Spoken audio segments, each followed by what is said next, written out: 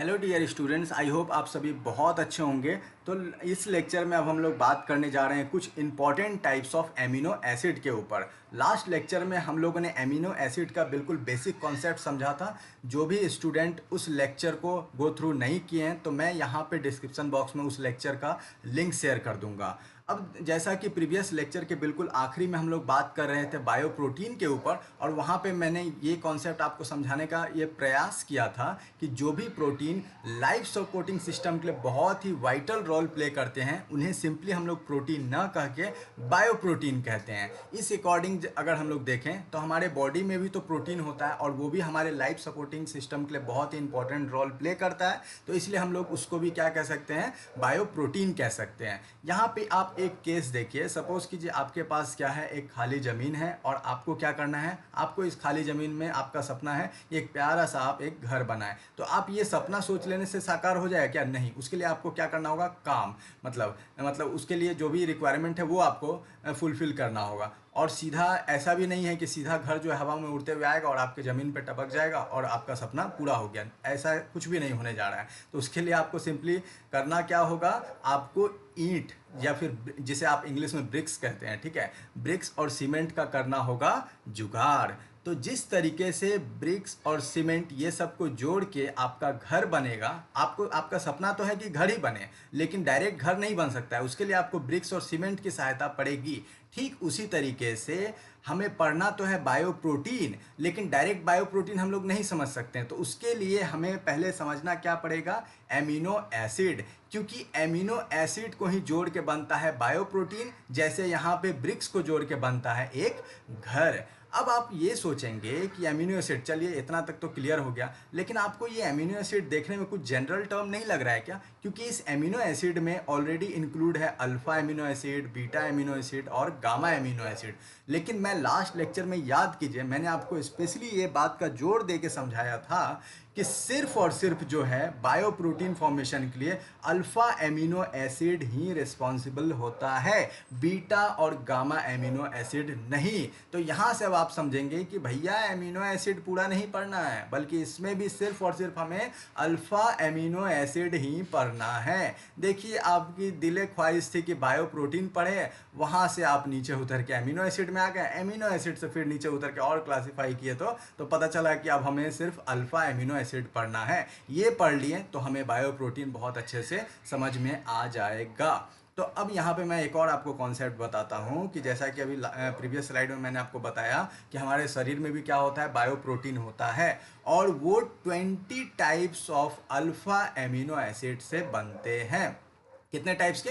20 types के alpha amino acid से बनते हैं। अब एक इंटरेस्टिंग यहाँ पे एक पॉइंट ये है कि out of this 20 alpha amino acid, 10 जो अल्फा एमिनो एसिड है वो उसको हमारा शरीर जो है ना, वो स्वतः वो सेल्फ ही सिंथेसाइज कर लेता है, वो खुद ही बना लेता है हमारा बॉडी। और रिमेनिंग जो 10 है ना, वो हमें फूड के थ्रू जो है वो सिंथेसाइज करने को मिलता है। मतलब जो भी हम लोग खाते हैं उससे सिर्फ हमें 10 ही एमिनो एसिड मिलता है, और बाकी का जो 10 है वो हमारा बॉडी जो है वो स्वतः बना लेता है। तो इस तरीके से हमें 20 अल्फा एमिनो एसिड मिलते हैं, और फिर जब ये सब एक दूसरे से गेट टुगेदर होते हैं तब जाके हमें क्या फॉर्मेशन होता है हमारे बॉडी के अंदर, बायो प्रोटीन। तो यहाँ तक आई होप सारे स्टूडेंट को क्लियर हो रहा होगा। अब एक और मैंने आपको प्रीवियस लेक्चर में कॉन्सेप्ट बताया था, वो क्या कि यहाँ पे जो ये हमारा एमिनो एसिड है, इसका बिल्कुल जनरल फार्मूला हम लोग कैसे लिखे थे, सेंटर में कार्बन था, फिर यहाँ पे क्या था, COOH था, और फिर NH2 था, और यहाँ पे क्या था, H था, और यहाँ पे एक R था। और मैंने ये भी बताया था कि ये जो ये बाई फंक्शनल ग्रुप है, मैं फिर से इस चीज़ को जोड़ दे रहा हूँ कि जो भी हमारा एमिनो एसिड है वो बाई फंक्शनल ग्रुप है। इसमें एक फंक्शनल ग्रुप COOH जिसे हम लोग कार्बोक्सिल ग्रुप कहते हैं, और दूसरा फंक्शनल ग्रुप NH2 है जिसे हम लोग एमाइन फंक्शनल ग्रुप कहते हैं। और दोनों के रिलेटिव पोजीशन के बेसिस पे ही हम लोग क्लासिफाई करते हैं कि जो भी गिवन एमिनो एसिड है वो अल्फा एमिनो एसिड है, बीटा है या फिर गामा है। अब क्योंकि हमें बायो प्रोटीन में सिर्फ और सिर्फ जो है अल्फा एमिनो एसिड के ऊपर ही बात करना है, इसलिए हम लोग सिर्फ अल्फा एमिनो एसिड का ही स्ट्रक्चर बार बार ड्रॉ करेंगे। और वहाँ पे मैंने आपको ये बताया था कि जनरल यही होता है। ये आप कार्बन जो है जो 4 बॉन्ड बनाता है, 3 बॉन्ड तो इसका कंफर्म है, फिक्स है, ये बिल्कुल इसमें कोई डिस्टर्बेंस नहीं होगा, जो भी आप 20 तरीके का जो है अल्फा एमिनो एसिड पढ़ेंगे उसमें। अब यहाँ पे क्या हो जाएगा, ये इधर COOH NH2H हो गया, ये जो R है ना यही डिसाइडिंग फैक्टर होगा। इसमें अगर कोई ऐसा ग्रुप जुड़ जाए जो एसिडिक इन नेचर हो तो ओवरऑल ये क्या करेगा, ये पूरा जो है एमिनो एसिड को वो एसिडिक बना देगा। क्यों, ये भी मैंने बताया था, क्योंकि अगर इसमें अगर सपोज कीजिए R को भी कंसिडर नहीं करते हैं तो ये 3 के अकॉर्डिंग देखते हैं तो ये COOH एसिडिक कैरेक्टर शो कर रहा है, इसके कारण एसिडिक कैरेक्टर हो रहा है, और NH2 के कारण बेसिक कैरेक्टर हो रहा है। तो एक यूनिट हमारा एसिडिक कैरेक्टर है, एक यूनिट हमारा बेसिक कैरेक्टर, तो दोनों एक दूसरे को काउंटर बैलेंस कर दिया, तो फाइनली क्या हो गया, ये न्यूट्रल इन नेचर हो गया। लेकिन जैसे ही एक और R आ जाएगा तो यही डिसाइडिंग फैक्टर हो जाता है, यही क्रूशियल हो जाता है, यही इंपॉर्टेंट हो जाता है। इसी अकॉर्डिंग अगर देखते हैं, अगर इसमें गलती से भी क्या हो गया, एसिड आ जाएगा तो एसिड का हो जाएगा टोटल यूनिट 2, और वो डोमिनेंस कर जाएगा किसके ऊपर, बेस के ऊपर, और ओवरऑल ये पूरा जो है हमारे सामने एमिनो एसिड ये एसिडिक इन नेचर शो करेगा। तो आई होप अब क्लियर हो गया। अब चलिए हम लोग इसके फर्स्ट टाइप को पढ़ते हैं। देखिए पहला जो इसका टाइप है वो है एसिडिक साइड चेन।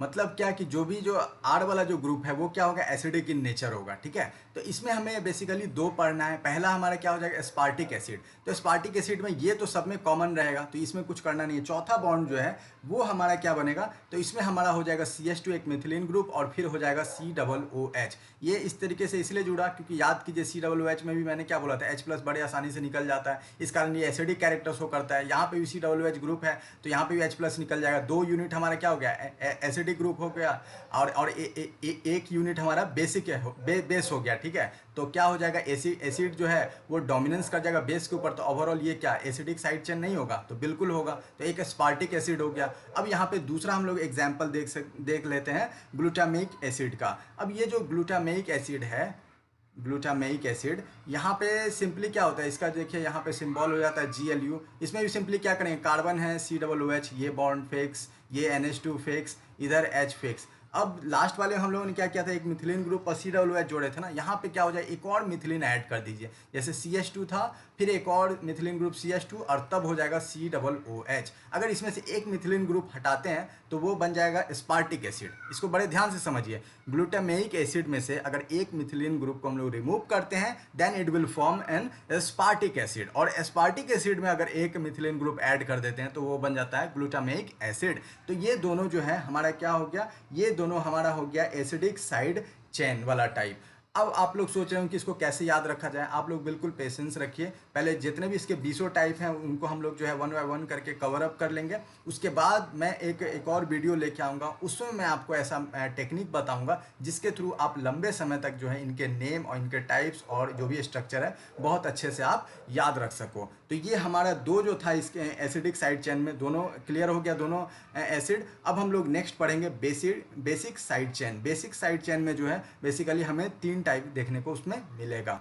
अब बेसिक साइड चेन में जो है सबसे पहला जो हमारे सामने एग्जांपल वो लाइसिन का है। इसका सिंबल LYS इस तरीके से होता है, ये बिल्कुल फिक्स रहेगा। इसमें हम लोग क्या करेंगे, इसमें जो R जो ग्रुप है उसके जगह पे हो जाएगा 4 जो हम लोग मिथिलीन ग्रुप लेंगे और एक NH2 लेंगे। NH2 क्यों ले रहे हैं, आई होप इतना तो अब आपको क्लियर हो गया होगा, क्योंकि ये यहाँ पे क्या हो जाएगा, बेस हो जाएगा। तो R वाला ग्रुप बेस, तो यहाँ बेस का डोमिनेंस हो जाएगा किसके ऊपर, एसिड के ऊपर। तो ये कैसा शो करेगा, ये बेसिक कैरेक्टर शो करेगा। तो लाइसिन आपको क्लियर हो गया होगा, यहाँ तक किसी भी स्टूडेंट को डाउट नहीं होगा। दूसरा जो हमारे सामने अब इसमें आ जाएगा वो हो जाएगा अर्गिनाइन, ठीक है। दूसरा जो हो जाएगा वो हो जाएगा अर्गिनाइन, और इसका सिंबल हो जाता है ARG।